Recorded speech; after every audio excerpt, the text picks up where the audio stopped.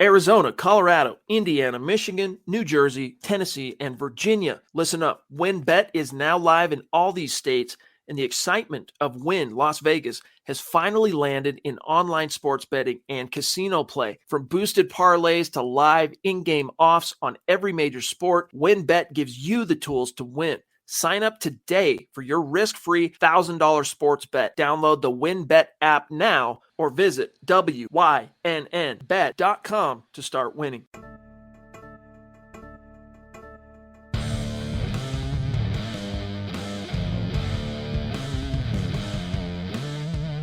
You're listening to Mile High Insiders with Nick Kendell and Luke Patterson.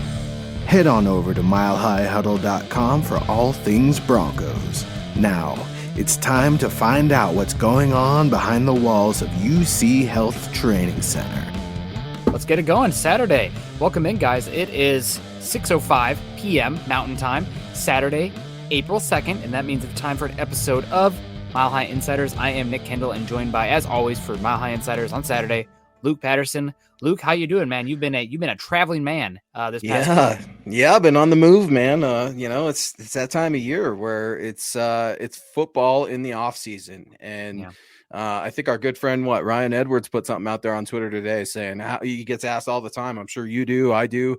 The question is, how do you cover football 365? Well, when the games aren't being played, there's a whole lot of work that goes into that game thing, Nick, and the training camp thing, and all that work that we don't necessarily see behind the scenes kind of comes to fruition on draft night. And you start to figure out where these players are going to go. It starts with the pre-draft process, the all-star road trip. Scott was down at the Senior Bowl. I was at the Shrine game. And then we got a couple pro days in Wyoming and CSU here for Mile High Huddle. So that's absolutely awesome. I've never been to CSU's new stadium, so that was really cool. We'll talk a little bit about Chad Muma, linebacker from Wyoming, and then, of course, CSU's Trey McBride, both Colorado kids. So I know how much Broncos country loves their Colorado natives. And bottom line, Nick, these are positions of need. So it'll be a fun show as we get into that. We'll get into some Broncos news, and just pumped to be here, man. Here we are, 26 days, Nick, from the NFL draft. Oh, man, 26 days. I feel like the Broncos honestly, not me anymore. With the Broncos trading that first round pick, it's coming, but I'm still kind of just like waking up like, oh my God, the Broncos traded for Russell Wilson, first round pick. Who cares?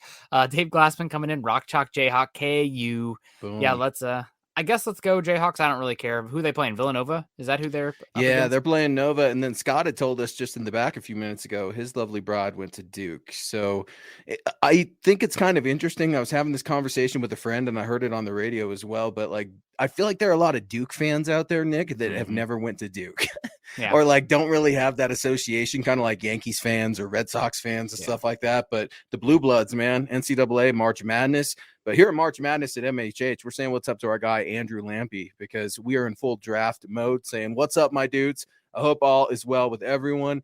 Andrew, we hope all is well with you because all's well with me. Nick, all is well with you. All is well with Scott. We got Russell Wilson in the house for the Denver Broncos. I still can't believe it. I'm going to open the show this way every day until Russell Wilson is no longer a Bronco because it's insane. I mean, you see the video vlogs from Russell Wilson, and life is good if you're a Denver Broncos fan today. Yeah, no, absolutely. I keep seeing the general consensus that, the Broncos already used their first-round pick. It's Russell Wilson. No, they didn't. They didn't use their first-round pick on Russell Wilson. It's better than that. It's significantly better than that. We got the guarantee of a top 10 franchise quarterback or a top 10 quarterback, a franchise guy coming in. You know, let's say you were taking a quarterback in this crop of the top 10 pick, or even let's say you burned two to trade up for Trey Lance last year. No guarantees. I mean, maybe Trey Lance becomes great and he's that cost-controlled quarterback that helps you a lot, but we kind of circumvented that. You're going to have to pay dearly for Russell Wilson in the near future, but for now, he's ours. He's Broncos country's, and that's going to be great. Paul coming in. Hello, Luke, Nick, and Scott. How are you? I'm doing well. Had a fun hike today. The sun's kind of coming out now, but did about 9 miles with the dog and a couple friends, so that was fun. Really muddy. Just got out of the shower. I bathed the dog first, so I'm a little bit. I'm probably pink in the cheeks still from the warm shower, but just in time. Maybe 5 minutes late. You can blame me on that one. That's okay. Filthy muddy. On a hike. I absolutely love it. I'm going to be doing that myself here this weekend. Taking a last minute trip with just me and the wife.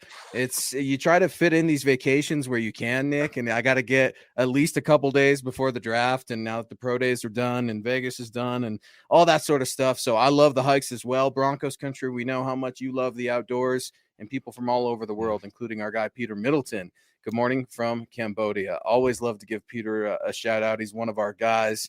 And it's just one of these things, man, where it's so cool. You see Broncos country absolutely representing all over the world, just like our guy Mike S., a big Bama Crimson Tide fan through and through, saying, what's up, Broncos country, joining the MHI Insiders. He's Nick Kendell. I'm Luke Patterson. Scott on the ones and twos. If you guys want to get at us on Twitter, go ahead and do that. At Luke Patterson LP would be my Twitter handle, at Nick Kendell MHH. And then if you'd like to reach out to Scott, Scott has a lot of cool projects going on in the background as well.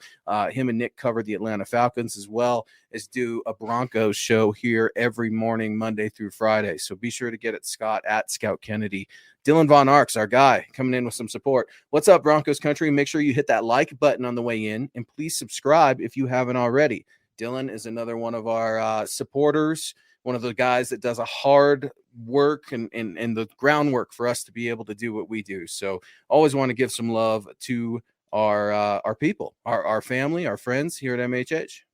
Yeah, no, absolutely. We also got Kathy's in the house. Howie freaking Day is in the house with the support. Thank Howie, you so much. I haven't seen Howie in a minute. What's up, Kathy? How are you? Welcome to MHI. Howie, my guy. It's been a minute, Howie. How you been?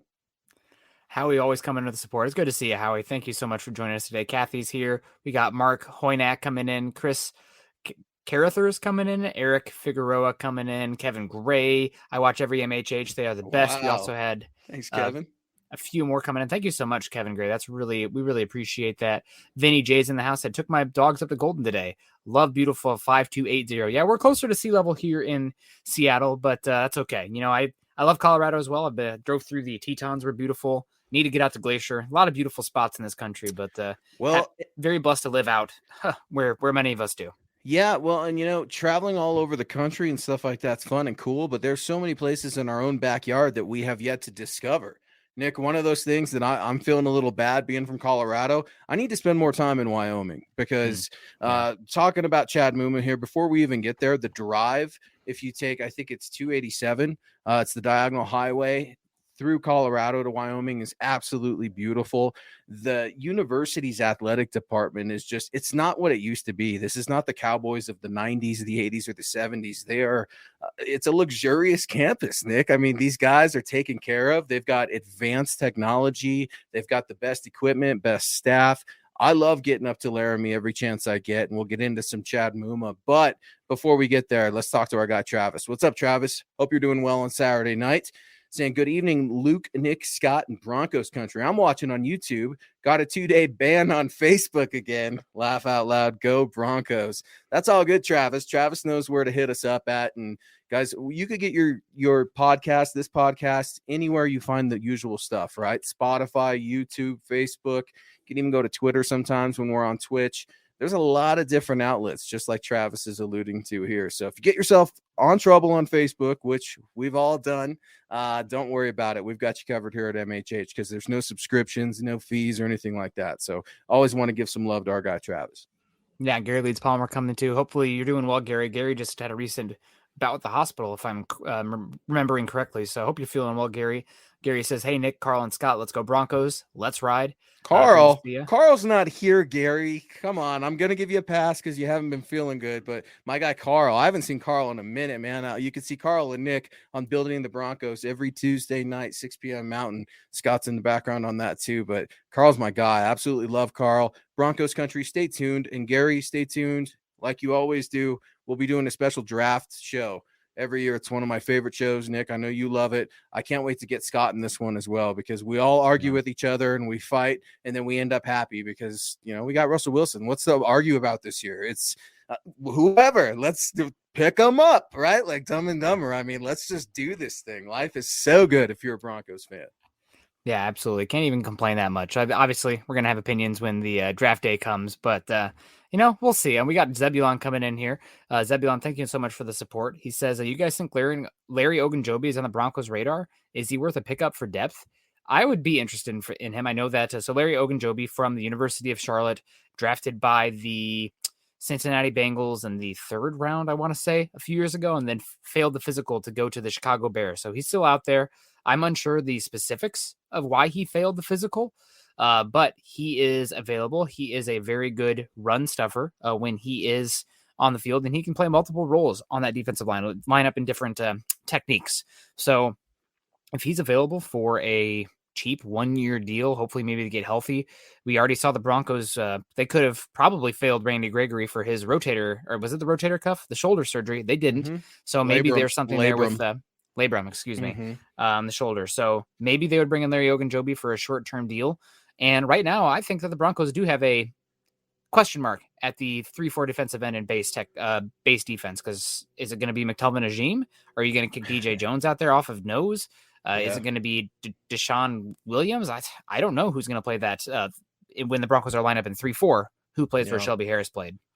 Yeah, Zebulon, that's a really good question, man. That's tough. I think with having a Randy Gregory situation, and I'm going to say this because I see it on Twitter. You see it on Twitter. We've got friends all over the Denver media. And if you think we're ruthless in the Denver media, try seeing like the Jets and the Philly and everything like that. Those fans and that media is ruthless. But I see guys arguing with each other on, well, the Broncos knew, the Broncos didn't know. Who cares? He's under contract. It is what it is. So I'd be lying if I told you I'm not a little disappointed. I'm not freaking out or anything, but man, I'm still trying to get over the Bradley Chubb situation of all those injuries there. And now you're telling me that we're rolling the dice on Randy Gregory. And I don't have problems necessarily with the suspensions. I've mentioned that. I think he's moving forward in his life as a man and as a professional athlete. But injuries to your other defensive end, man, that bums me out just a little bit. That's okay, because you got Russell Wilson, right? The defense should not be out there. They shouldn't be gassed all the freaking time, because you're going to have an offense that's not only scoring points, but they've got time of possession. Time of possession, folks, that wins football games.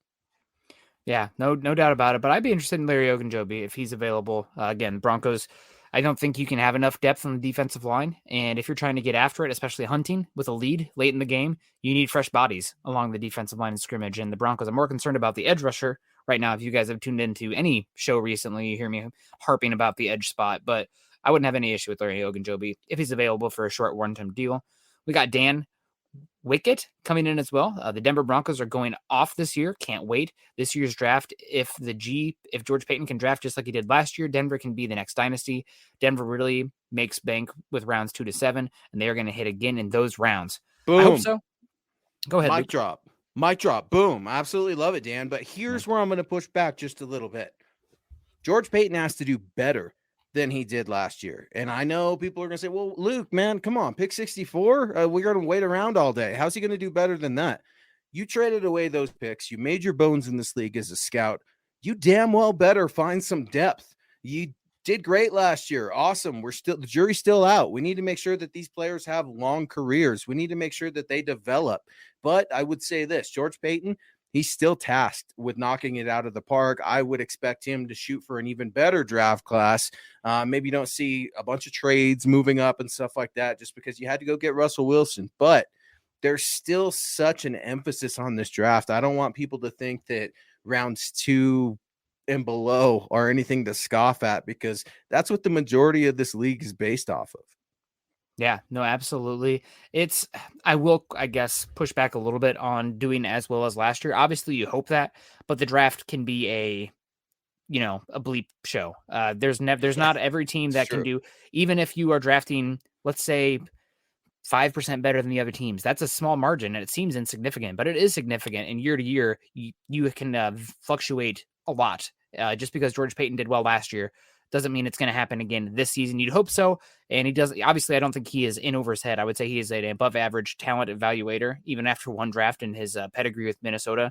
Mm-hmm. But you don't ever see it like the Patriots. It's not year after year after year. They're the best team in football drafting, or the Chiefs. The Chiefs had a couple of good drafts and then a couple of down drafts. And then last year hit it out of the park, going with Creed Humphrey and Nick Bolton and who's the left guard the right guard they got from Tennessee. Names escaping me right now, but they killed it with that draft. You can look back to the Saints a few years ago. One of the reasons that they've been able to live with this terrible cap is because they had the draft that had Hendrickson, Marcus Williams.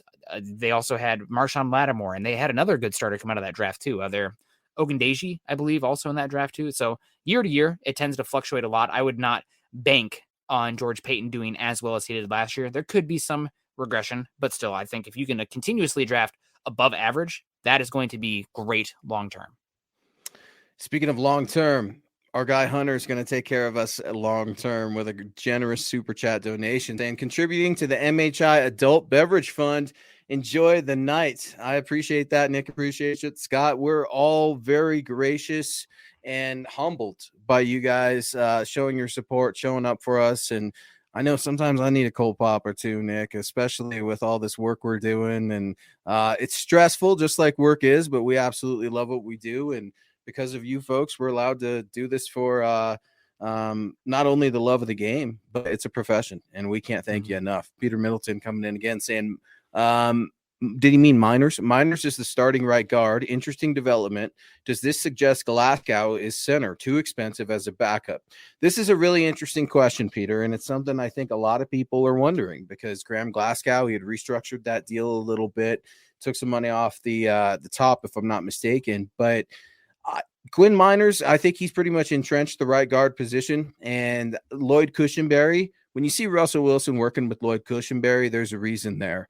Russ is not trying to waste time. He's trying to make up time. He's trying to develop with Lloyd Cushenberry. And it's going to take a lot of these guys to get through the season and even make a postseason run. So while I don't think Graham Glasgow is necessarily out of the starting mix, that's a camp battle that you're going to see. And I think Russell Wilson is making the expectation, at least, that Cushenberry's already going to work. Graham Glasgow, he has that injury history. Nick, what do you project the offensive line, Quinn Miners and Glasgow and Lloyd Cushenberry to look like in 2022? I think there's going to be a battle at center, and it will be interesting to see how it plays out. Cushenberry has done the smart thing, getting into, San Diego with Russell Wilson and snapping the ball there. So very smart to make himself valuable and already getting chemistry there with the quarterback. But I think it should be a battle. Lloyd Cushenberry has been a bottom 5 center over the last few years. And because of the issues in the Broncos at the defensive line last year, cornerback 2 years ago, consistently at quarterback, et cetera, right tackle, we haven't really harped on Cushenberry, and because of his age as well, cost controlled years 1 and 2. This is year 3. And also the stakes have just stepped up, and the Broncos don't have as many holes, so we can kind of focus on some of those less valuable positions down the line, center being one of them. So he's going to have to step up. I know some people say he's the incumbent. It'd be a shock if he isn't the starter. I think he's going to have to earn it. He has to go out there and earn it as well. So we'll see. Glasgow could be the center. You can say that he is too expensive to be the backup, but also you're paying Dalton Reisner, rookie contract. Quinn Miners, rookie contract. Lloyd Cushenberry, rookie contract. Billy Turner, 1-year contract. Tom Compton, 1-year contract. Overall, you're not paying a lot for the offensive line. So because Graham Glasgow's contract, if you want to say he's getting paid too much, well, your starters aren't getting paid enough, so it kind of equals out in the end. Yeah, that makes sense. And here's the thing. I don't see Russell Wilson wasting time. Like, I completely agree with everything you guys are saying. Cushenberry's been underwhelming. Is putting it politely. I don't think he's incompetent, but Graham Glasgow at center, the very first thing I think is a center's got to be able to move. And Graham has had a lot of problems moving since injuring that ankle, and he just hasn't been very durable.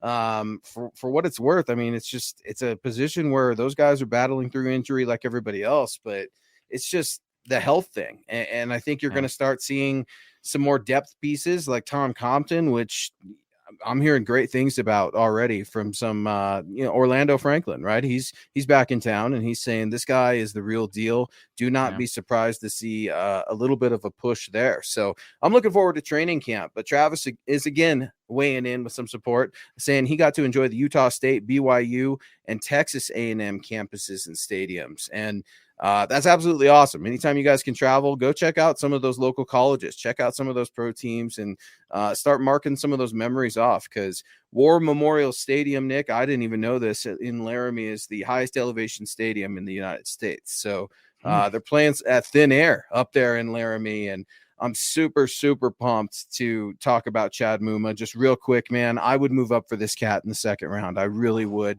these teams are going to be coming for him. Teams love him. It's going to be a little expensive, but you've got to get a 3-down backer that you've got to start developing now. And this guy, his pass coverage ability, I'm so down. And Nick, I know you pay attention to the combine and you pour over the 3-cone drills and stuff. Dude, he was already at a 7.06, exceptional, right? Moved down to a 6.75 for a linebacker on his pro day. I mean, it was just like, holy cow. Broncos scouts, were all over this guy. There were at least 5 scouts working with him a little bit off to the side. I know they interviewed him and things like that. Logan Wilson came back, got to support him, got to talk to Logan Wilson. Logan called him a freak Bengals linebacker that we're watching in the Super Bowl, saying, you know, we get compared a lot, but he's also a good leader. The Broncos need a linebacker. I'm tired of this. They got Baron Browning. Josie Jewell's coming back. Okay. Josie can't run. Not like this kid from Wyoming can run. And I would love to see a linebacker because I don't think you're getting Trey McBride. That cat could go end of the first. Man, we'll see how it plays out. I don't think I would trade up for any linebacker or you tight end. Hate the linebackers. There's no more hating on running backs for Nick. It's the linebackers. And I did this for you and Paul, our guys, showing some support here because you're going to need it. I'm getting ready to make Nick sing a sad country song. Showing support to MHI. Wandel Robinson, please. Hashtag Nick's Country Music Fund. Wandel Robinson, obviously a talented receiver, out of Kentucky, I believe. Slot guy, 5'9", 186 or something like that. Speed kills. And with KJ Hamler's injuries, I certainly see where your head is at there. But here's the thing, man. I asked Logan Wilson about the linebacker position and asked about teams trying to search for more modern day linebackers that are able to keep up with these receivers, keep up with these tight ends. You go back and you look at Logan Wilson's 40 time. It's not impressive. It's not anything that you're like, oh, dang, that's a linebacker that can cover people. No, but he led the team in interceptions. He's out there dogging wide receivers because he understands angles. Like if Josie Jewell had just a little bit more athleticism in him, his game would translate, I think, a lot to Logan Wilson. And I got to ask Logan Wilson about that, searching for those modern linebackers. And he said, I definitely think that it's an up and coming position that needs to be valued. Shocker. It's almost become a hybrid position in the sense that you've got to be able to play the run, but you've also got to be able to drop into coverage like a safety, and you've got to be able to do it well. I think Chad Muma is going to do great at that as well. Whatever team drafts him, he'll be a gem. He just might not be a hidden gem anymore. 23 pro teams up there for him, Nick. I think the Jets want him bad too, if I'm going to be completely honest. And they got some picks hovering there in the second. Yeah, no, he's really good. Make no mistake about it. I just think that the linebacker position in general, teams are taking them off the field more than ever before. There's less reps for the linebacker out there. And you can find niche fits to have us do a certain job and then cover them up the rest of the way. There's not a single player in the league who's doing what Luke Kuechly did 10 years ago right now. There are some good linebackers still, but they're drafted in day 2 of the draft. Devon this White? is the range. Devon White? He's not really a great coverage player. He's more of a heat-seeking missile downhill, sideline to sideline, and Levante David cleans up behind him when he gets out of position. You're right. I feel like he can make up for it. Like maybe the coverage that's lost, he can make up for in catching him with some angles and stuff like that. But he's such a freak. And you're right. I mean, we're talking about a Pro Football Hall of Famer, right? With Luke Kuechly. I mean, the guy. Levante David's incredible too. Bobby Wagner. Fred Warren, not Bobby Wagner. Levante David is one. Fred Warner, and then the cat at Darius Leonard, Indianapolis. There's the name I was looking for. Oh, Darius Leonard's a freak, man. Talk about a freak. David Wilder's weighing in here saying, I think we really need to move back in this year's draft at some point to recoup some picks. And maybe that's what you can do, Nick. I mean, there's, linebacker is certainly there's always a ton in the first 3 rounds. And then there's some journeymen that you can find. Some guys like Baron Browning, who is calling the defense for grouchy Vic Fangio last year. I mean, talk about impressive. You find those late guys. That's who we love. We all want that underdog story, but sometimes you got to be patient and stay tuned because we will be with you through the dog days. I think, Friday, Saturday, and Sunday for the NFL draft this year. So we'll be here to take you through it. Our friend Fernando is weighing in, Nick, asking a good question here. Do you think Abraham Lucas will be available at pick number 64 for the Denver Broncos? I definitely think it's possible.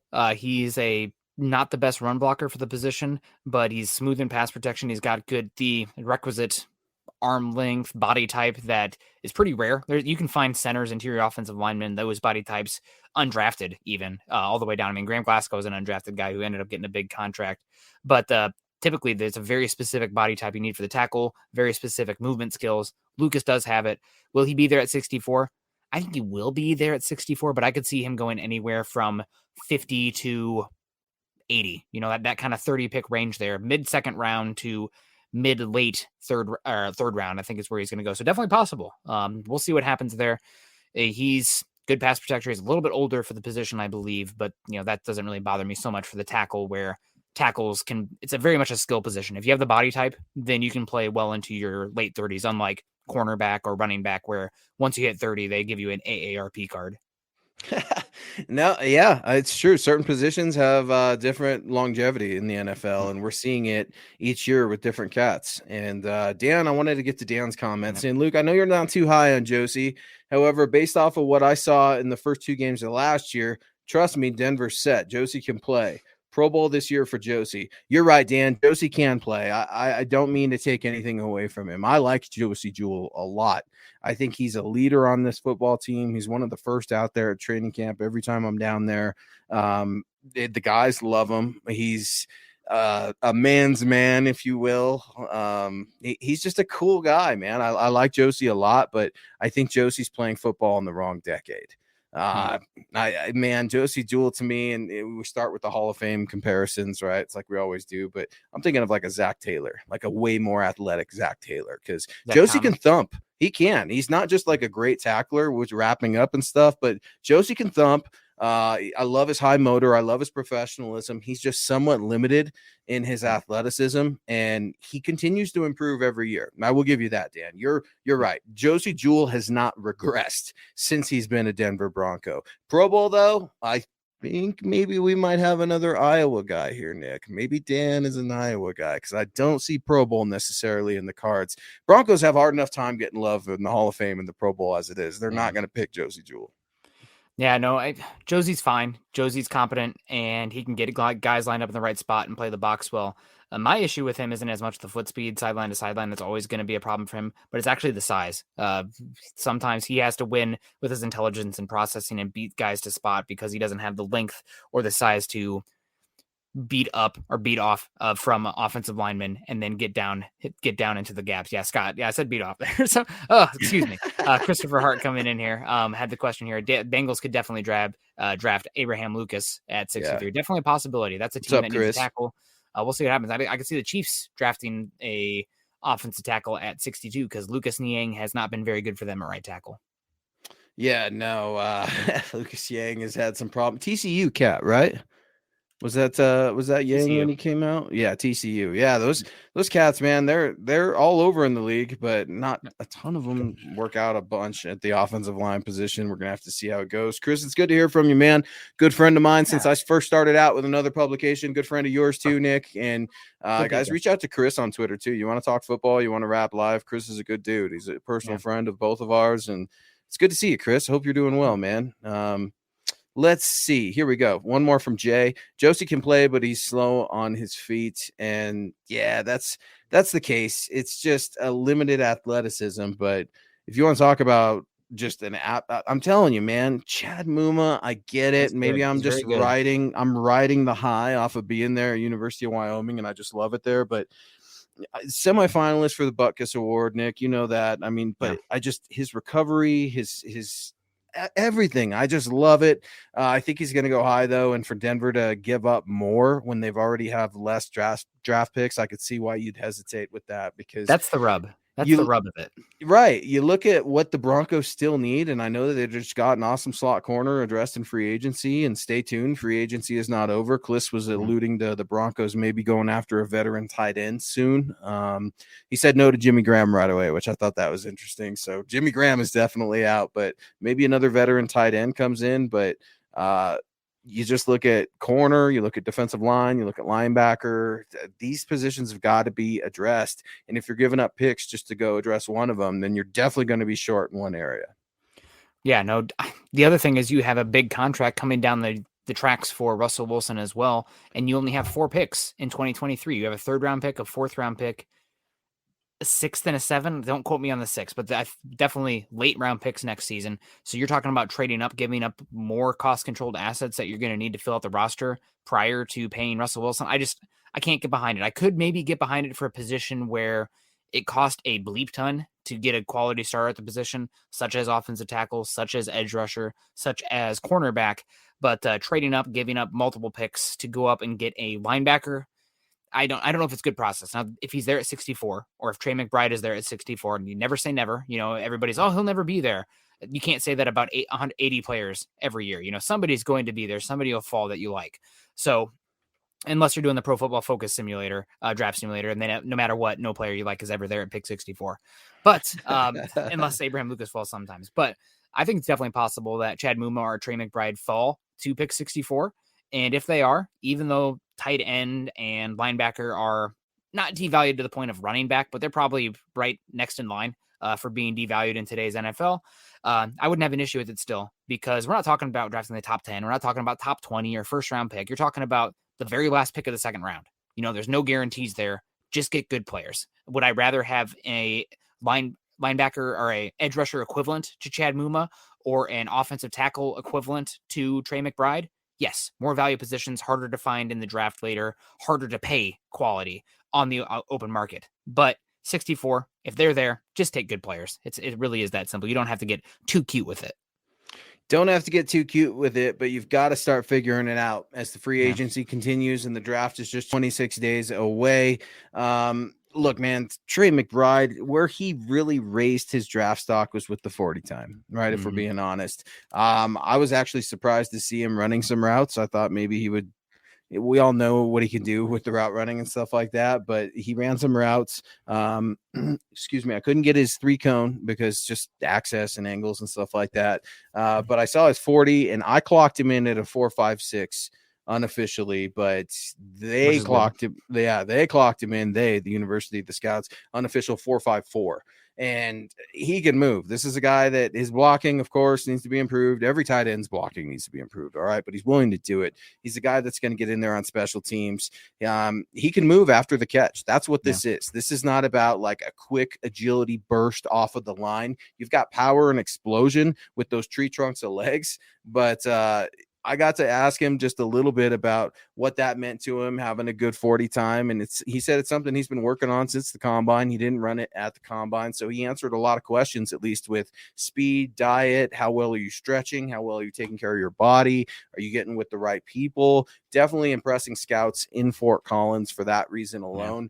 Yeah. And then it was crazy, Nick, because the AFC West, they were all there, Wyoming and CSU. And I got to ask him, right? I didn't want to ask him straight out about the Broncos, but you got to be creative. As you know, Nick, you've asked these questions. Yeah. So I asked him, as a Fort Morgan kid, Trey, what does it mean to have the AFC West, all 4 teams at your pro day with eyes on you? And he brought it up on his own, saying it was very cool to see that the Denver Broncos were here growing up as a Broncos fan. That would be a dream come true, those sort of things. But to play anywhere, right? Then you go into the pro answer. But the Broncos definitely showing interest in Trey McBride, as they should, because every team needs a tight end. Every team needs a Travis Kelce, a George Kittle. They've got to figure it out. And maybe this kid will be there somewhere down the line. Yeah, no, definitely possible.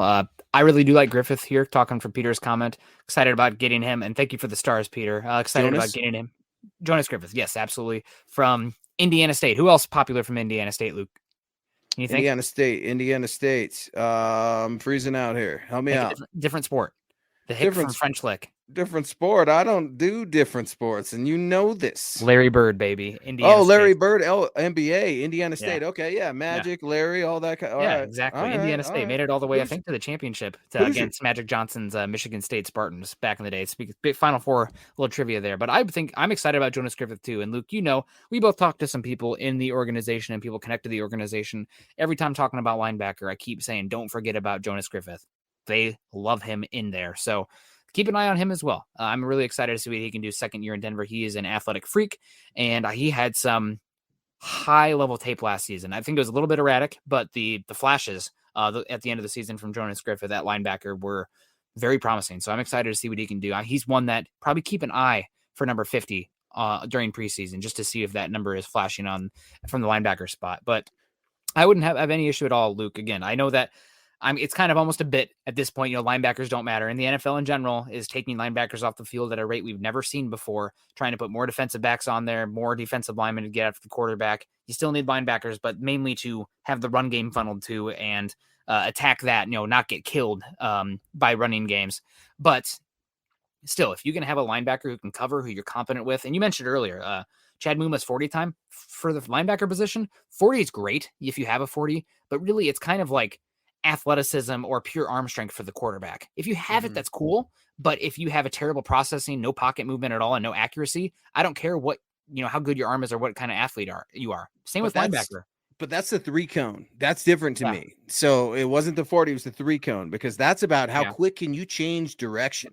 Yeah. And so I hear what you're saying, because those are numbers. It's, can you play football? Can you really drop and cover these wide receivers? And this is a cat, Chad Muma, that used to play safety in high school, and his dad played safety at Wyoming. I think he's got that body type of that mold that you're looking for, right? A linebacker / safety, like Suick Ravens was supposed to be it, right? When you look at his physical body, I mean, like maybe a little bit more weight, but you want a player, going to space on the name right now, is banging the table for him. Arizona Cardinals first round pick from 2 years ago. Zaven Collins. Oh, Isaiah Simmons. Isaiah Simmons. You want a cat, I think, right? Like Isaiah Simmons, that can cover so well that you don't take him off the field. And he's definitely got that thump to him as well. Yeah. No, both those linebackers from Arizona have struggled a bit, which has been interesting. First round picks at linebacker outside of Devon White and Micah Parsons over the last 10 years have not been very good. But round 2, that's the money zone. So I would be happy with Muma. Would I rather have a cornerback / safety, defensive tackle, edge, offensive tackle? Sure. But you're drafting good players. You're not drafting generic positions here. It's not like when you go into the Madden draft, right? And it's like, okay, I have to walk away with, in the 3rd round here, an offensive tackle because I don't have one. You can't do that. It doesn't work that way. So I'd have no issue with Muma. It would be interesting to see what the long-term projection of the linebacker room would be then, because I'm guessing you're not going to see more than 2 on the field ever, if you're not including the edges at the outside linebackers, including in that formula there. But again, draft good players, and if you're looking to play as little linebackers as possible on the field, or if you want to live in with 2 linebackers on the field, one of them damn well better have to cover. And Muma I think is probably the best cover linebacker in this class. I think the 40 time, again, overrated, but processing, movement skills, hips, change of direction, the zone awareness, the ability to hand off players through zones. It's great from him. He's probably one of my favorite linebackers in this class. And I think where he's going to have problems is I'd like to see him put on a little more weight, because I think shedding blocks in the NFL is going to be an issue for him right away. Just looking at his stature, he's a lean guy, but you look at some of these offensive linemen, you're like, man, if they can get up there, that scrape ability is awesome. But once you get got, man, that's going to be tough. They might take you for a ride. But Broncos country, you're riding with us here on MHI. He's Nick Kendell. I'm Luke Patterson. Scott in the back, helping us out, and let's keep opening it up. I love the draft situation. I love the scenarios that are being thrown out there. I love the prospects. But Nick, we talked to Randy Gregory. Let's talk a little bit about Noah Fant, because I know you're on the Twitter machine just like we all are. Most important thing in the world, right? But seems like there's a little bit of beef there, and you could read about that beef at milehighhuddle.com, where Chad Jensen definitely covered the latest article. But Noah went on a couple of my guys, their show here in Denver, and basically had kind of shared that he found out he was traded through the ticker on ESPN while he was working out, and that bothered the Broncos, obviously, who said they had reached out, tried calling him, whatever. It's just, I try not to get too invested when things have already happened, and I wish Noah well, but it's just kind of odd that you're seeing this short exchange, especially after Noah said in the same breath, hey, I'd love to come back to Denver. Just doesn't seem like the players that got traded away, other than Drew, are very happy. I don't think Noah's super pumped to be in Seattle. Shelby's not super pumped to be in Seattle. What do you make of the whole Noah Fant Denver Broncos beef or scrap, skirmish, whatever you want to call it on social media? I think it's his right to do it, but at the same time, it just feels like sour grapes out the door. You got moved, and you could be professional about it and be like, yep, thank you very much for my time in Denver. It didn't work out like I had hoped. Still had some good years there. I'll take everything I learned there and those experiences and be better for it and get excited to be a Seahawk. End of story. But took to it and, saying a lot of things about, keeping receipts and whatnot. Maybe this is the new age of the Gen Z being so active on social media and whatnot, but it just kind of comes off as, he says he wants to get catches down the field, vertical. I'm a vertical guy. Noah fan, I watched you at Iowa, and there was a few down the field passes, but one of your issues down the field was tracking the football and bringing it in.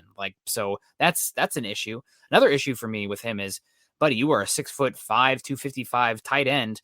And Shermer, that's a curse word in Broncos country these days, but Shermer did dial up a lot of one-on-one situations with the ball in Noah Fant's hands, and all he had to do was make one defensive back miss, a guy who's 190 pounds ish. And okay, if you make this guy miss, off to the races. Good luck. Let's see if the linebackers can catch you. I can't remember one time this season Noah Fant broke one of those tackles to get those extra yards to create after the catch. I bet you his yards after catch over expected for those advanced nerds out there has to be one of the lowest in football, given the situations of where he caught the ball and the guys he was up against. So bad mouthing the team out the door, no doubt about it. He's still a very promising tight end. Only 3 years in the league. Typically tight ends, you don't see them really blossom until, 4 or 5 years after the draft. It's a very complicated position because of all the blocking assignments, the body type, the body development that has to happen, understanding how to find holes in the zone and to get yourself open against linebackers in those areas with the chemistry and whatnot. It's just kind of a feel that not a lot of guys, young tight ends have. So his best years are still ahead of him. I don't doubt that at all, but it still kind of disappointed me because he left a lot of big plays on the field. And I know last year, dealing with the sudden death of his mother, I know he was dealing with a lower body injury as well, which hampered him, but still it's like, you can be upset about how you were used, but you had opportunities that you could have done better and you simply did not. For sure. And to Noah's credit, he did own up to some of that. But one thing I will say, and it's funny because, right, the tables are flipped right now. Now I'm defending Noah and you're going after him a little. But no, I think you're exactly right. Noah would come on a weekly show, right, with a couple buddies of mine, and he always answered. He always showed up, even when it sucked, and it sucked bad. And that's something, while a lot of people could say he's a professional, he signed up, he had endorsements, he had ads, whatever, got paid. Yes, that's true. But other celebrities, other athletes in this town were on the same show and have hung up and have not done things so well. Favorites of ours like Von Miller, right? But when Noah Fant continually shows up, he never ratted on anybody with the Halloween party or anything like that. So I do have a lot of respect for Noah, but yeah, just, you don't want to hear about this. And it was kind of a messy breakup on all the Broncos players' ends that went there. Russ coming here, and heck, life couldn't be better. But yeah, it's just kind of disappointing to see. I think most of that stuff's pretty much cleaned up. It's kind of weird to, hear Broncos fans, and we got to talk about it, right? But Drew Lock switching numbers and stuff like that, and kind of low hanging fruit. Let's just wish them the best for those Seahawks. We're not going to see them only in the regular season once this year, but unless it's in the postseason, which I don't think Seattle's going to anytime soon. When you look at that NFC West division, and I've got to ask you, linebacker Bobby Wagner to the LA Rams. Nick, what'd you think of that? I thought it was a good deal for Bobby Wagner. More than anything, getting I don't even remember the specifics, but it was about 11 or 10 per year for a linebacker who I went back and watched full Seahawks games just because the Broncos just got Russell Wilson. Why not? But also to see what's going on with Bobby Wagner. And he's still good, but I thought he kind of took a step back last season. And I know the Seahawks defense at the value positions was bad. The cornerbacks, the edge rushers, not good. Defensive line, bad. I mean, if you're bad at the defensive line and at cornerback, your defense in the year 2022 of our Lord, it's going to be bad. So that's terrible. I mean, you can blame Schneider and whatever Pete Carroll's doing out there. I guess he is trying to move on from that dreaded cover 3 heavy defense because he tried to bring in Ed Donatel before Donatel went to Minnesota. So I guess he is looking to upgrade and modernize what his defense is rather than Gus Bradley. I'm going to play cover 3 until the apocalypse, that kind of thing. So good for them. But I thought his play stepped back a little bit this year. I think he will look better with the Rams because good offense. You're going to put up points. He's got Aaron Donald in front of him. He's got Jalen Ramsey out there as well. So his job will be a little bit easier. But I think that he got paid more so for the name on the back of the jersey and what his accolades are versus what he is going to be doing the next 3 years in the league. I'd agree with that. Aging linebacker, but people are quick to mention. I mean, you look at the obvious. Aaron Donald, Bobby Wagner, that defense, that team, sign me up. I'm excited to see. I'm glad it's not in the AFC conference. Maybe this will give the NFC a chance to catch up just a little bit. But yeah, you're talking about an aging linebacker, and Father Time is undefeated.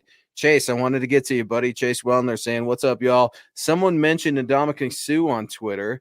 Is he a little too pricey for us? I don't think Ndamukong Suh is going to be fighting for the riches of his lives anymore. Okay, those days have come and gone. For me, I'm out on Suh. Never liked him in the locker room. I think he's a dirty player. I don't think the Broncos are trying to have that sort of personality. On the flip side, you got to have a bad guy, Nick. Who's the bad guy of the Denver Broncos? You got to have a Dennis Rodman. You got to have I was going to say Bill Romanowski. You've got to have a little bit of a bad guy that's crazy enough that only his team loves him. Maybe that's an Ndamukong Suh, because I don't know who that bad guy is right now.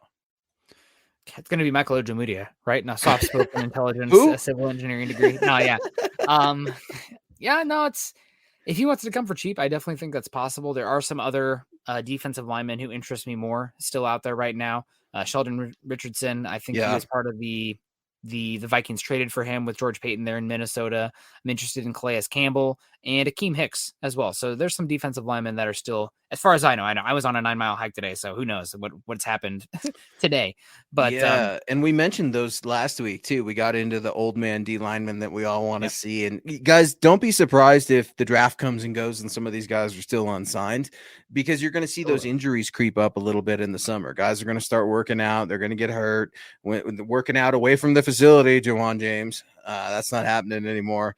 But guys are going to get hurt in camp, and then you're going to see these veterans added. It happens every year. Sometimes they make the roster, sometimes they don't. But will be interesting to see. And nonetheless, David, thank you so much for your support. Appreciate you rocking with us. Another great member of Broncos country. And it's awesome to see people out with their orange and blue. Nick, I don't know how much orange and blue do you see out there in Washington? Because man, it's like overnight switch here in Colorado. Saw a ton of orange and blue in Wyoming, where, yes, Logan Wilson did tell me he was bummed the Broncos didn't draft him, but obviously he's very happy in Cincinnati. But they root for Broncos in Wyoming. They root for the Broncos in Nebraska, all over the world. Tell me about Washington. Any orange and blue sticking around there other than you?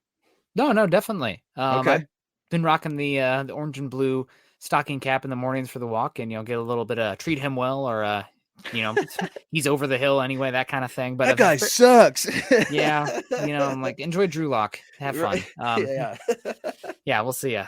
But maybe we'll get Baker. Who knows? That'll be a lot of fun. What's going on with that Baker Mayfield, guys? Let us know. I mean, what's Vegas? Vegas got odds on where Baker's going. I mean, that is. I think weird. Seattle's number one.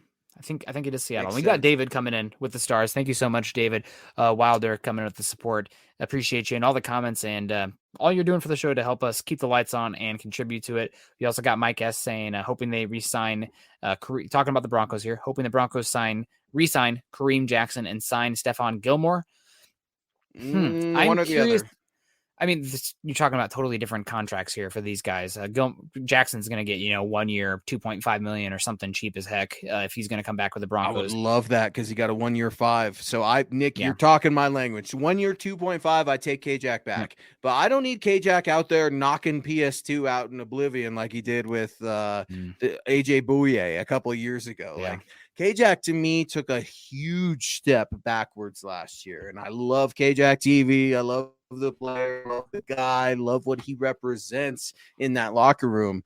But man, I was disappointed with Kareem Jackson, and that's not to say that I'm high on Caden Stearns right now. And guys, be on the lookout. Caden Stearns' piece is coming out on MHH.com. I think I saw on the Slack app. Mike Evans is working on that, so stay tuned to milehighhuddle.com. Evans is going to get something out there soon. But yeah, man, K-Jack, I'm not down if it's over 2.5. I'm really not. What do you think? If it was like 3 million, maybe. I mean, if it's like 2 million and then 1 million incentives too, then we could see it. But Stephon Gilmore, the thing with Gilmore for me is that you don't really need another boundary cornerback. And I guess that would be spoils of riches, but with Darby, Williams, and PS2, you probably don't need to spend the money that you will for Gilmore. Honestly, I'd be totally ecstatic bringing back Bryce Callahan to compete with Williams for that slot spot and have that inside-outside ability as well, because while Bryce Callahan is labeled with the injury bug, I don't know why Darby doesn't have that as well. Darby's been injured a heck of a lot, and Clayton's saying, hey, guys, click the thumbs up. Thank you so much, Clayton. Glad you're back from vacation. Hope it was good. And he just had a birthday too, I think. I think my guy Clayton just had a birthday, so happy belated birthday there too. Yeah, awesome. Happy birthday to you, Clayton, and I hope you enjoyed your vacation. But the position I'm looking at still is probably a versatile safety. Somebody was mentioning it earlier. It might have even been Chris Hart. You're talking about Caden Stearns right now. He's set to be the starter competing against PJ Locke and Jamar Johnson. But last year, I thought the more snaps Caden Stearns had, the less impactful he was. He was good in a limited role, but the more there was, the more I questioned his ability to be a full-time starter. Now, if they want to go into the season with him that way and go cheap there, that's fine. I don't have an issue with that. I think he's got the upside to do that. It's not fine. You know why it's not fine? And it's not because I don't like Caden Stearns. It's not because you don't see his potential, because you do. You're like, I'm okay with it, right? Here's what it's not fine with.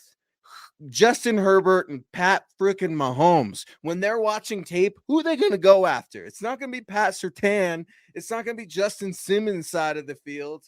They're going to be going after that cat. And I'm just like, man, okay, maybe I need to give him a little bit of grace, right? Rookie year from Texas, had tackling problems, and he's thrown all of a sudden into the starting lineup. So maybe he has an improved year, especially with coaches that are probably, let's be honest, a lot nicer in the building. They actually believe in their guys. They want them to do well. Synergy, culture, let's come together, not separate everybody like Vic did. So maybe I need to ease up a little bit on just the second-year player, because he was a rookie, man. A rookie playing starting reps in the AFC West, that's got to be tough at a DB position.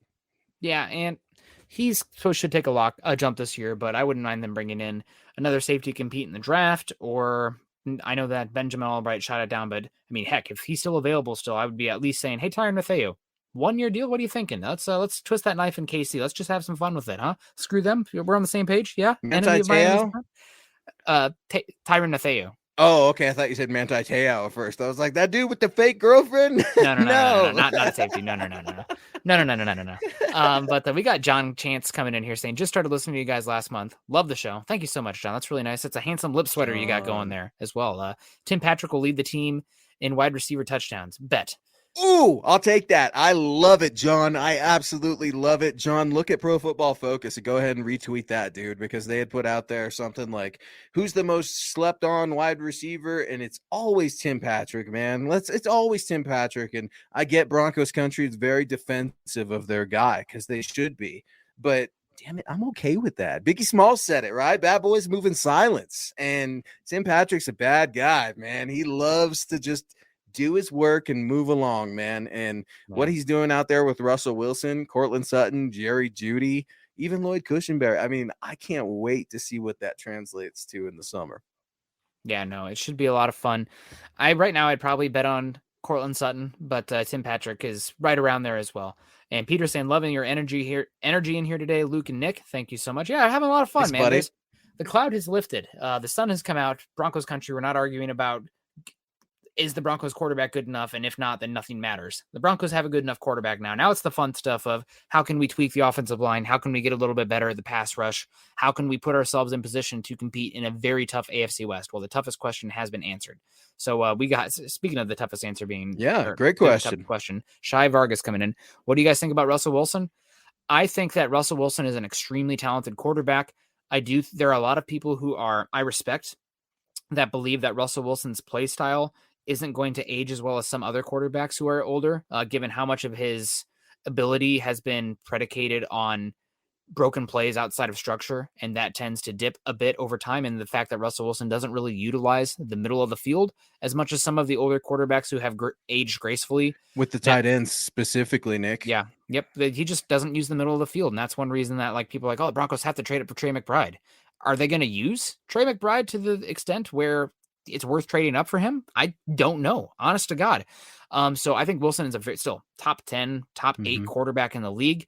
Good enough to win games with you. And I also think that, as corny as this sounds, even if Russell Wilson isn't a top 5 quarterback this season, he can be a top 5 quarterback in the league because of the influence he has in the locker room, getting everybody pulling in the right direction, leadership at the quarterback position, even though you don't see it on the field all the time. It does matter. It really, really matters, and belief as well. So I definitely think he's going to be great this season going forward. It will be interesting to see what happens with the contract situation on the horizon with Russell Wilson, because he kind of has them, pardon my French, but by the balls, because you traded all that draft capital for him and you're going to let me walk? Nuh-uh. Nope. Pay me the money.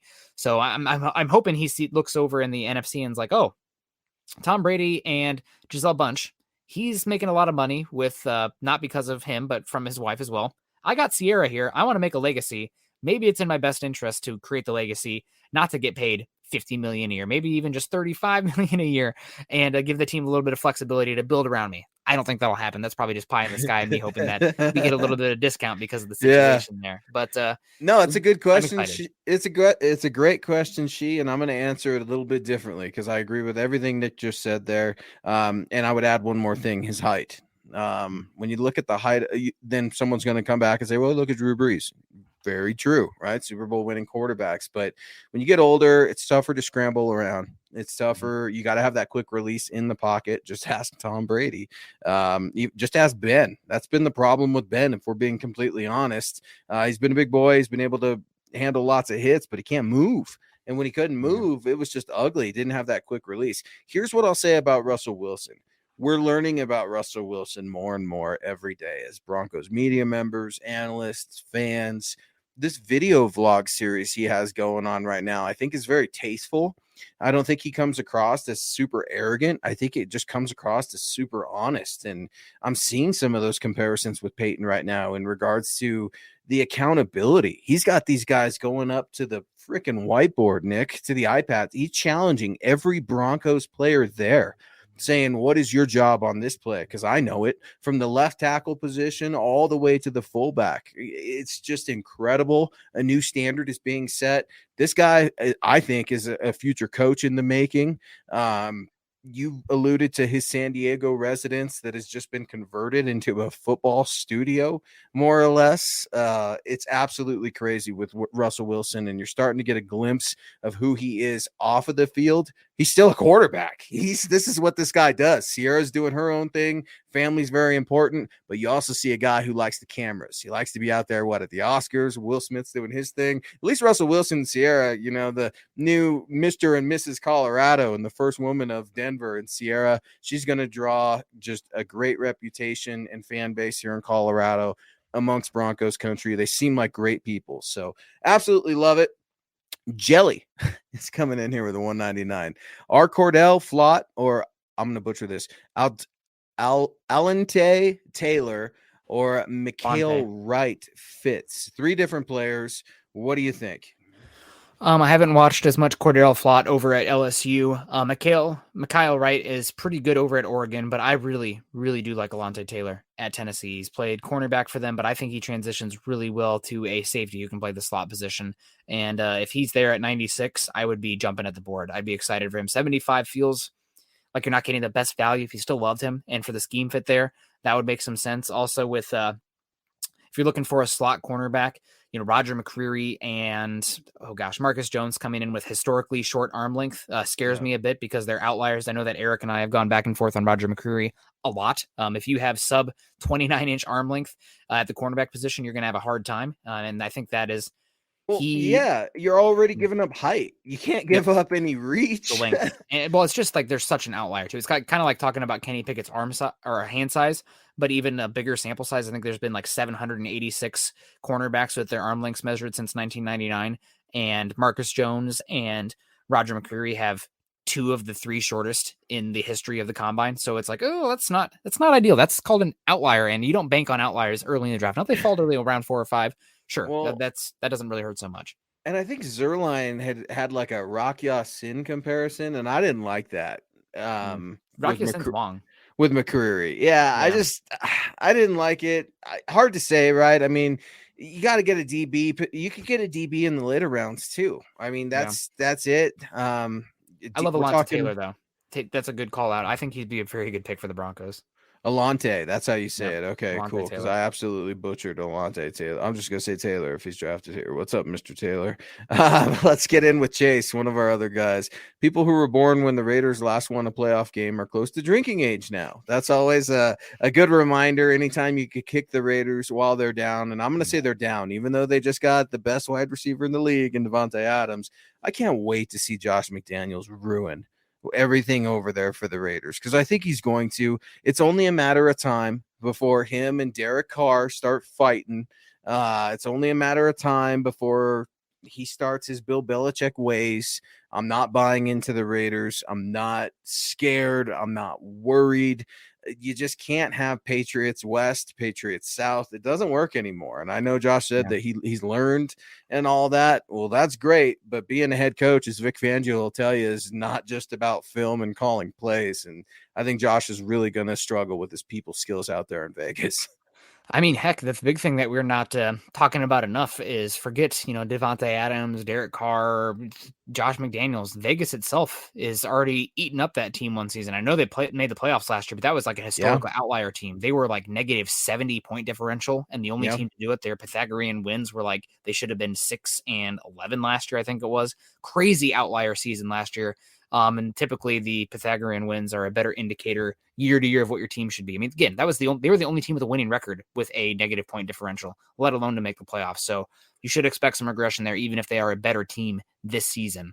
So it will be interesting to see what happens with the Raiders. But again, Vegas, they ate that team up last year. Let's see what happens again now that Gruden's gone. Is Josh McDaniels going to be able to handle a team of Gen Z millennials in Vegas where there's so much to do and get into trouble with? I don't know.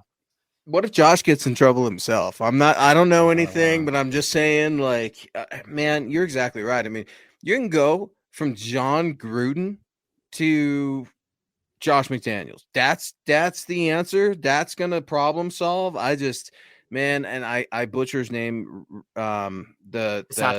Yeah, man, I was so bummed he didn't get that job. Like, God forbid I'm rooting for somebody to be the head coach of the Raiders, but I think he went to Green Bay, right? And landed that job. So he definitely landed on his feet. And we are about almost out of here. I want to just reach a couple more folks before we hop out. And Jay's saying, go ahead and let Josh McDaniels cook. Russell Wilson and the Raiders, that's going to look cool. The Broncos versus the Rams, that'll be awesome. Broncos Seahawks, that's going to be awesome. 49ers this year, every single freaking AFC West game. I mean, man, prime time is just going to have to start carving. Yeah, Ravens, they're going to start carving out time just for the NFC to get a slot, because this is loaded. I can't wait. It's not just Russell Wilson. The Broncos aren't done. George Payton's not done. Who knows? Maybe another player gets traded for a pick, and maybe he moves up. Maybe he moves back. I have no clue what to expect for the draft, if I'm being completely honest, Nick. People ask us all the time, who do you think they're going to pick? My real first question is, are they going to stay at 64? Because we could be sitting here getting all excited, and then the Broncos have traded back, and here we are. Yep.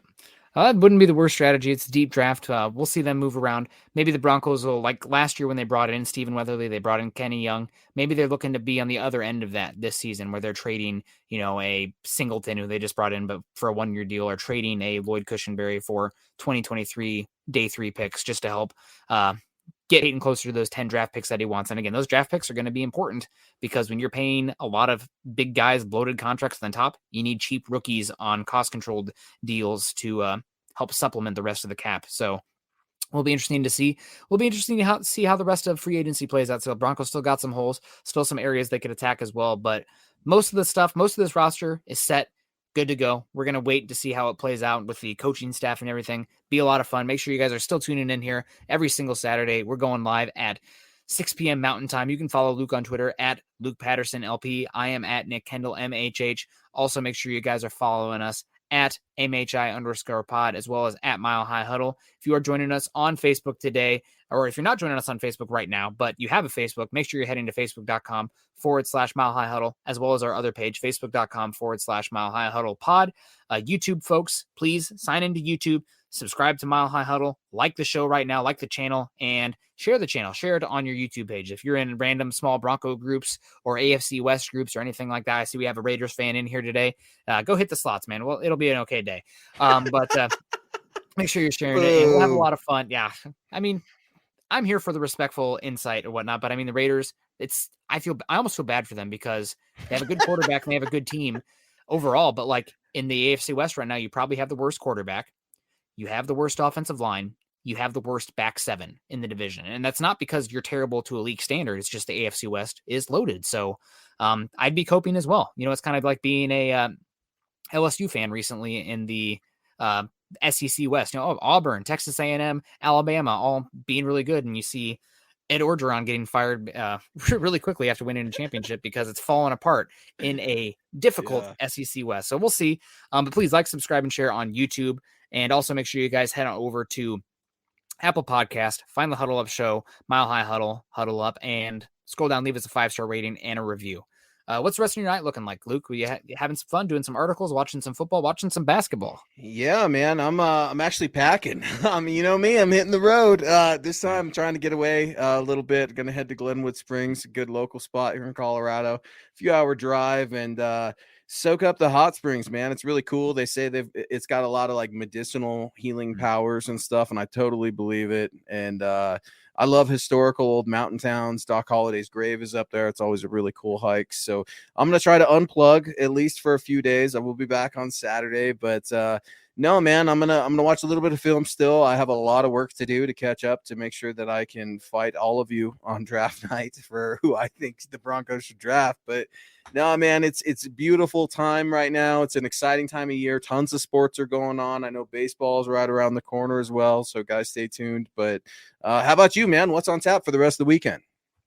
I'm going to hang out with the missus. Gonna probably cook some dinner tonight, watch a movie, and probably have some friends over tomorrow and play a little. Oh, I have to go to work tomorrow. Another day in the office. I've been doing like crazy. It's probably like my 14th holiday / weekend in the office, but is what it is. I'll reclaim my time come summer when I have a bunch of backpacking trips and a bunch on the books, and maybe have some friends over for a game of nerdy Catan tomorrow night. Have you played Catan? Are you that guy? No. Is it a board game? Is it a board game? It's a board game. Yep, it's a resource gathering board game. It's a lot of fun. I'm a board game guy. My girls, my daughter, my wife, they love board games, so we're always looking for new board games. Catan is awesome. All right. Is it gonna start fights? Because sometimes games in our house ends with some crying, some yelling, some laughing because we're all very competitive. So nope, it will. There's a lot of backstabbing and deals and like screwing over other people. Perfect. It's a great game. It's a lot of fun, and it typically takes 2 hours to play one. So it's not like a Monopoly or Risk where it's you like can actually 12 finish. hours later. Yeah, it's really fun. It's fast paced. I really enjoy Catan. That sounds awesome, guys. And the reason we say this is there's obviously, we appreciate the support. We appreciate the conversation, but it's spring, man. Everyone should start to feel a little bit better. The weather's getting nicer. Get out, enjoy life, reward yourself, work hard, play hard, and stay tuned because you're going to have the MHH Huddle Up guys coming on tomorrow. Scott will be back on that show as well.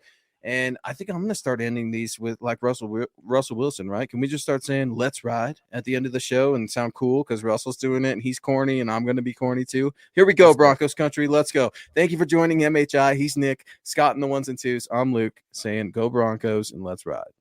You've been listening to the Huddle Up Podcast. Join Broncos Country's deep divers at milehighhuddle.com to keep the conversation going.